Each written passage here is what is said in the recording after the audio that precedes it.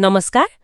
आज हामी श्रोताहरूले पठाउनु भएका केही जानकारीका आधारमा भूकम्प अनि खास गरी इँटाले बनेका घरहरूमा यसको असरबारे अलि गहिरो कुराकानी गर्दैछौँ। हो, हाम्रो प्रयास चाहिँ भूकम्प कसरी जान्छ र इँटाका घर जुन अलिक कमजोर मानिन्छन् नि तिनलाई कसरी बलियो बनाउने भन्ने कुरा छिटै बुझ्ने हुनेछ। एउटा स्रोतमा त भूकम्पलाई चट्टानमा जम्मा भएको शक्ति एक्कासी निस्किँदा पृथ्वी काप्ने भनेर लेखेको रहेछ। अलि खोलौँ न यसलाई। एकदम। त्यसो भए यो भूकम्प आउनुको खास कारण चाहिँ के हो त?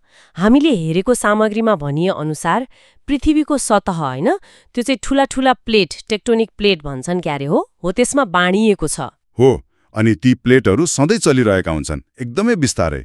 अनि त्यही चालले गर्दा चट्टानमा दबाव पर्छ। दबाव पर्छ, अनि जब त्यो दबाव चट्टानले खप्न सक्दैन नि त्यो भाँचिन्छ वा चिरा पर्छ। त्यही चिरालाई फल्ट भन्छौँ हामी। मतलब त्यही फल्टबाट शक्ति निस्किने भयो। ठ्याक्कै त्यही जम्मा भएको ऊर्जा भूकम्पीय तरङ्ग बनेर बाहिर निस्कन्छ। त्यही नै भूकम्प हो। अनि यी फल्टहरू पनि फरक फरक किसिमका हुन्छन् रे नि? हुन्छन् नि। नर्मल फल्ट, रिभर्स फल्ट भन्ने हुन्छ, यसलाई फ्रस्ट फल्ट पनि भन्छन्। पहाडी क्षेत्रमा बढी हुन्छ यो। अनि स्ट्राइक स्लिप भन्ने पनि हुन्छ। ओहो, कति थरीका? चट्टान कसरी सर्छ भन्ने आधारमा फरक पर्छ। कहिलेकाहीँ त जमिन माथिबाट देखिँदै नदेखिने ब्लाइन्ड फल्टले पनि भूकम्प ल्याइदिन्छ। हो र? अनि त्यो परकम्प जाने भन्छन् नि? हो, मुख्य भूकम्पपछि चट्टानहरू फेरि मिलाउन खोल्दा साना साना धक्का जान्छन्, ती परकम्प भए। कहिलेकाहीँ त ठूलो धक्का आउनु अघि नै साना पूर्वकम्प पनि जान सक्छन्। बुझ्यो। अनि भूकम्पको केन्द्र, त्यो फोकस भन्छन् क्यारे, त्यो चाहिँ कहाँ हुन्छ त? जमिन मुनि? जमिन मुनि, जहाँबाट शक्ति निस्कनु सुरु हुन्छ नि त्यो बिन्दु। धेरैजसो त 100 किलोमिटर भन्दा कम गहिराइमै हुन्छन्। अनि ठूला भूकम्प नि? ठूला भूकम्पहरू प्राय 60 किमी भन्दा कम गहिराइमा हुन्छन्। जति नजिक भयो त्यति असर बढी। अनि त्यो शक्ति चाहिँ कसरी फैलिन्छ? तरङ्गको कुरा पनि थियो है? हो, दुई मुख्य किसिमका तरङ्ग हुन्छन्। एउटा जमिनभित्रै घुड्ने बडी वेव्स, पी वेव्स र एस वेव्स। पी र एस वेव्स। पी वेव्स अलि छिटो हुन्छन्, ठोस तरल सबैबाट जान्छन्। तर एस वेव्स ती चाहिँ ढिलो अनि तरलबाट जाँदैनन्। तर क्षति चाहिँ बढी यिनीले गर्छन्।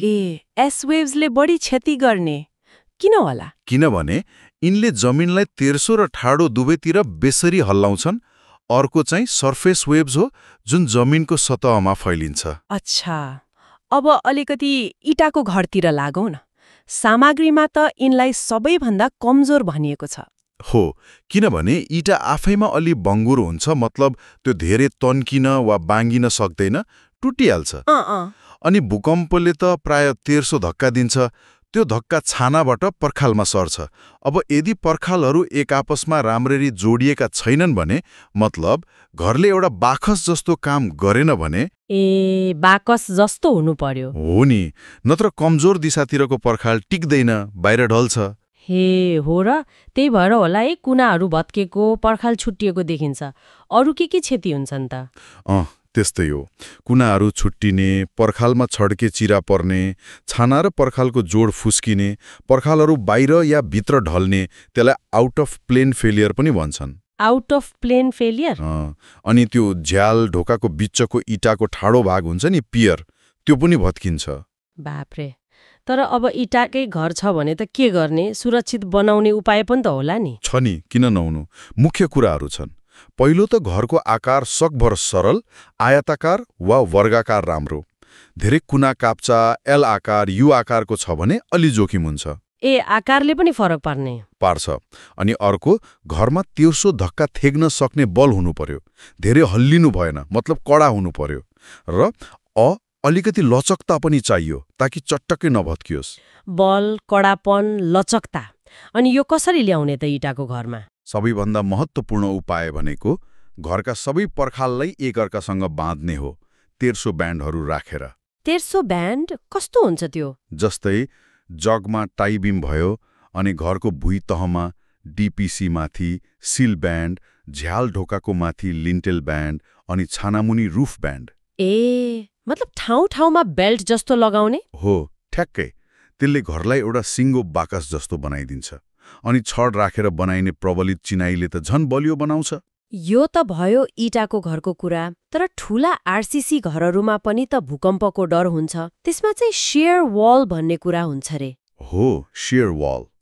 ती चाहिँ आरसीसी मतलब डन्डी र कङ्क्रिटले बनेका एकदम बलिया पर्खाल हुन्। ठूला बिल्डिङमा प्रयोग हुन्छन्। यिनको काम के हो खास? यिनको मुख्य काम भनेको भूकम्पको तेर्सो बल हुन्छ नि, त्यसलाई आफूमा लिएर सुरक्षित तरिकाले जगसम्म पुर्याउने हो। यिनले घरलाई आवश्यक बल र कडापन दिन्छन् अनि घर कम हल्लिन्छ, जसले गर्दा अरू पिल्लर बीममा क्षति कम हुन्छ। राम्रो रहेछ। अनि यी शेयर वलहरू राख्दा चाहिँ केही विचार गर्नुपर्छ कि यत्तिकै जहाँ पाए त्यही राख्दा हुन्छ? हुँदैन। त्यो एकदम महत्त्वपूर्ण कुरा हो। स्रोतहरूमा के भनिएको छ भने यिनीहरूलाई भवनको नक्सामा दुवै दिशामा, मतलब लम्बाई र चौडाई दुवैतिर सकेसम्म बराबर हिसाबले सिमेट्रिकल्ली राख्नुपर्छ। बराबर हिसाबले? किन? किनभने त्यसो गरिएन भने भूकम्प आउँदा घर बटारिन सक्छ, ट्विस्ट हुन सक्छ अनि झन क्षति हुन्छ। खास गरी बाहिरी घेरामा राख्यो भने बटारिने डर कम हुन्छ।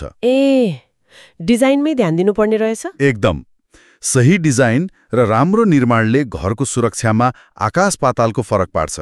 ल, आजको कुराकानीलाई छोटकरीमा भन्दा भूकम्प भनेको पृथ्वीभित्रको शक्ति निस्किने रहेछ, फल्टसँग जोडिएको कुरा।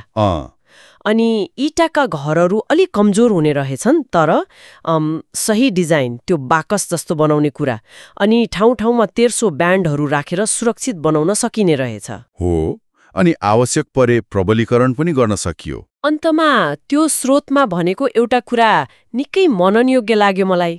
कुन कुरा? त्यो भूकम्पले मान्छे मार्दैन, मान्छेले बनाएका संरचनाले मार्छ भन्ने। त्यो निकै गहिरो कुरो हो। वास्तवमा हामी प्राकृतिक विपत्ति रोक्न सक्दैनौँ, तर हामीले बनाउने घर, पुल, बाटो कति सुरक्षित छन् भन्नेले नै धेरै कुरा निर्धारण गर्छ। हो नि, यो त हामी सबैको जिम्मेवारी भयो। एकदम। बलियो र सुरक्षित संरचना बनाउनतिर सबैले ध्यान दिनै पर्छ।